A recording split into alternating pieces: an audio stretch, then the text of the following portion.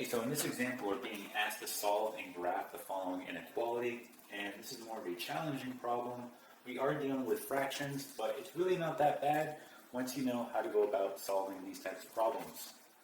Okay, so if we go ahead and look at what we have, notice that we have two terms on each one of our fractions, and they're both sharing the same denominator, right? So we have two terms sharing the same denominator, two terms, same denominator, two terms, same denominator.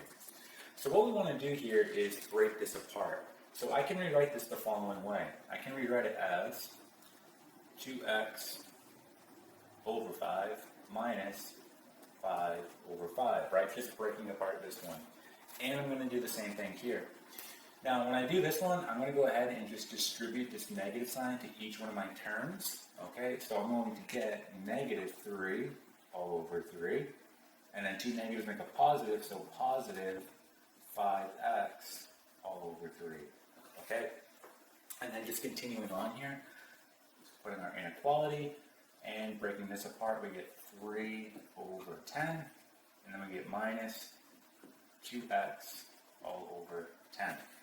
So at this point, we want to look to see how we can break these fractions down and simplify them. Now, some of them are going to naturally reduce, right? Like right here, this will just become negative 1. This will become negative 1, okay? But we're going to be left with all these other fractions. So why don't we go ahead and just simplify these ones down. So let's rewrite it again. So we get 2x over 5. Here we get minus 1 plus 5x all over 3. Okay, and then greater than, we get 3 over 10 minus 2x all over 10. Okay, so at this point, look, I can combine this here. This is going to give me negative 2. Okay, so I'm just going to go ahead and rewrite this so we don't have to rewrite the whole thing over. We'll just put negative 2 here, so just erasing this, we're going to put negative 2. Okay, so now looking at what I have, I still have fractions, but notice my denominator 5 here. What I'm going to do is multiply all my terms by 5, right? So I'll multiply by 5 here, by 5 here, here, right, here, and here. And this will help get rid of some of these fractions. So when I do this, I get 5 times 2x, which is 10x, divided by 5, I get 2x. Okay? Here I'm going to get negative 10. Negative 2 times 5 is negative 10. Right, looking here, I'm going to get plus 25x all over 3, and I get greater than. Looking here, I get 15 all over 10, okay, which we know is going to reduce to 3 over 2. So I'm just going to put 3 over 2 here. And then here we get negative 10x all over 10. That's just going to be negative x. Okay, so at this point, I just have two fractions, here and here. Okay, so what I'm going to do is go ahead and just erase what I have here. So we have room. Okay, and our goal is to move our variables over to one side, right? So let's go ahead and do that right now. I'm going to move the x's over to the left side. So I'm going to add x on both sides. That's going to give me 3x.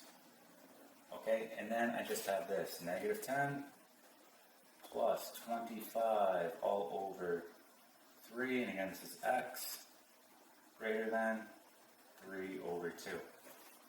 Okay? Alright, so now we want to go ahead and combine the rest of our like terms. Okay? So let's go ahead and do this. Let's just add 10 on both sides. Okay, so we can erase this. We're going to get 3x. Then we get plus 25x all over 3. This will be greater than 3 over 2 plus 10. Right? So we do have fractions, right? So let's work on the left side first. Let's combine these. So I have the following. I have 3 over 1. And again, this is x. Plus 25x all over 3. So we talked about how to do this, how to get a common denominator. We simply multiply the denominators. So 1 times 3 is 3. And then you're simply just multiplying diagonally. So I'm doing 3x times 3. I'm going to get 9x. 1 times 25x, I get plus 25x. Okay, so we can go ahead and rewrite what we have here. We're going to have 34x all over 3. Okay, and then greater than, we're going to do the same thing here. Okay, so let's go ahead and just erase what we have and do the same thing. So we get 3 over 2 plus 10 over 1. Again, let's get a common denominator. 2 times 1 is 2. And then just multiply diagonally. 3 times 1, 3, plus 2 times 10, 20. So we get 23 over 2. 23 all over 2. Okay, so we are almost done here. So multiplying by the reciprocal here, I'm going to get 3 over 34, right? And this will all reduce down to 1. That's what we want. What we do to one side, we have to do the other. So multiply by 3 over 34. So again, this all reduces down to 1. We're left with just x. That's what we want. Go ahead and just write it right here. So we get x is greater than. So here we want to go ahead and just use our calculator to do this out. So let's go ahead and do that. So we're going to do 23 times 3. We get 69.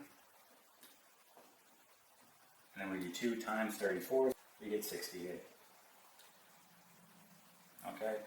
And just determining what this is as a decimal, 69 divided by 68, we can say is about 1.01, right? So about 1.01, all right? So at this point, we've got to go ahead and graph this on a number line, right? We just solved it, here it is, so we can go ahead and just box it in. Let's go ahead and graph it on a number line, and then we'll be done. So we're erasing this. And just putting it on a number line. Again, we said, right, this fraction as a decimal is about 1.01. So this will be 0, this will be 1, and this will be 2. So just estimating where it should be on the number line, it's going to be a little after 1, right, like right here. Okay, and then it's greater than, so again, we're going to shade in this direction here. Okay, and this problem is now complete. Okay, and that is it.